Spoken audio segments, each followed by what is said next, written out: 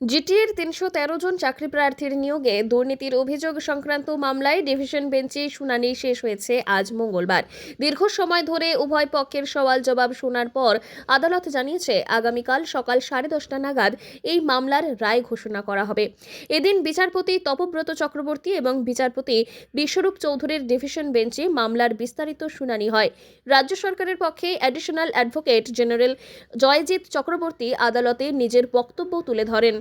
অন্যদিকে মামলাকারীদের পক্ষে আইনজীবী পীযূষ বিশ্বাস বিভিন্ন তথ্য এবং নথি পেশ করে নিয়োগ প্রক্রিয়ায় অনিয়মের অভিযোগ তুলে ধরেন। দুই পক্ষের বক্তব্য মনোযোগ সহকারে শোনার পর বিচারপতিরা জানান, মামলার সব দিক খতিয়ে দেখা হয়েছে এবং সেই প্রেক্ষিতেই রায় সংরক্ষণ করা হয়েছে। আদালতের এই নির্দেশে সংশ্লিষ্ট চাকরি প্রার্থী এবং প্রশাসনিক মহলে ব্যাপক কৌতূহল তৈরি হয়েছে। স্বাভাবিকভাবেই এখন সকলের নজর আগামীকালের রায়ের দিকে, যা এই নিয়োগ দুর্নীতি মামলায় অত্যন্ত গুরুত্বপূর্ণ প্রভাব ফেলতে পারে বলেই মনে করা হচ্ছে। দেখুন, জিটিএর মামলাতে আপনারা সবাই জানেন যে অনারেবল জাস্টিস বিশ্বজিৎ বাসু তার ডিসেম্বরের অর্ডারে 313 জন যারা ভলেন্টিয়ার টিচার্স কে রেগুলারাইজড করা হয়েছিল সেটাকে উনি সেই মেমোটাকে স্টেট গভর্নমেন্টের মেমোটাকে সেট অ্যাসাইড করে দিয়েছে।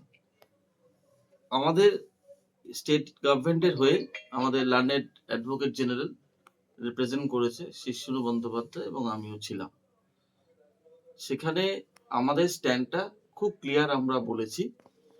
আমরা অলরেডি 2017 সালে আমরা 427 মোস্টলি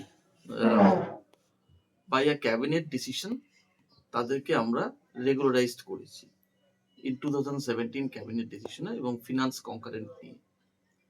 দেন thereafter এই 313 জন লেফট আউট ছিল। Subsequently list was forwarded by the DI.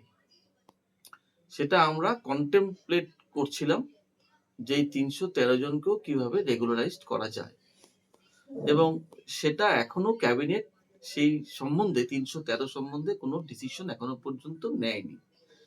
কিন্তু প্রিন্সিপালি আমরা রাজি ছিলাম যে 313 জনকে রেগুলারাইজেশনের পক্ষে।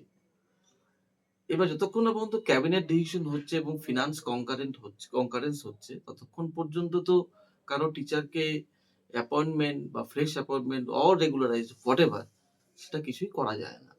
সেটা আমরা যেমন অনারেবল সিঙ্গেল জাজের কাছে ঠিক এফিডেভিট দিয়ে আমরা বলেছি, ঠিক সেরকম ভাবে আমরা একটা কমিটি কনস্টিটিউট করেছিলাম 2023-তে।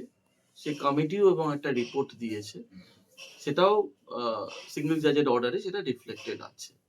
তো দিস ইজ দি স্ট্যান্ড। আমরা আজকেও এই ডিভিশন বেঞ্চে লার্নেড এজি ঠিক এই কথাই বলেছেন এবং আমাদের এই কাগজগুলি আমরা দেখিয়েছি। আদালত কি বলবে? আদালত কালকে সকাল 10:30টায় এটার অর্ডার দেবে। এই বেঞ্চে কে কে ছিলেন? এই বেঞ্চে ছিলেন হচ্ছেন আমাদের জাস্টিস তপব্রত চক্রবর্তী এবং অনারেবল জাস্টিস বিশ্বরূপ চৌধুরী। ডিভিশন বেঞ্চে এসেছে কালকে 10:30 ফর জাজমেন্টের জন্য রেখেছে, for consideration of the interim relief.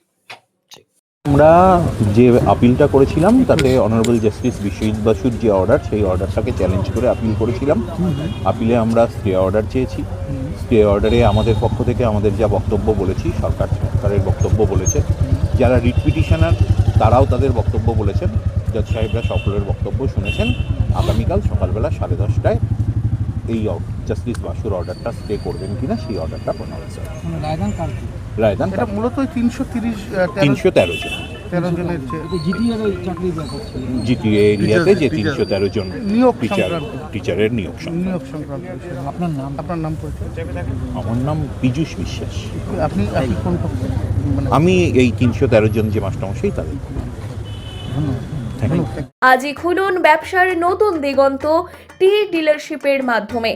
যোগাযোগ করুন 8514003002 অথবা 8250889475 নম্বরে। মেজার্স শাও ফার্টিলাইজার এবং অনন্যা টি, আপনার পাশে আপনার উৎসবে।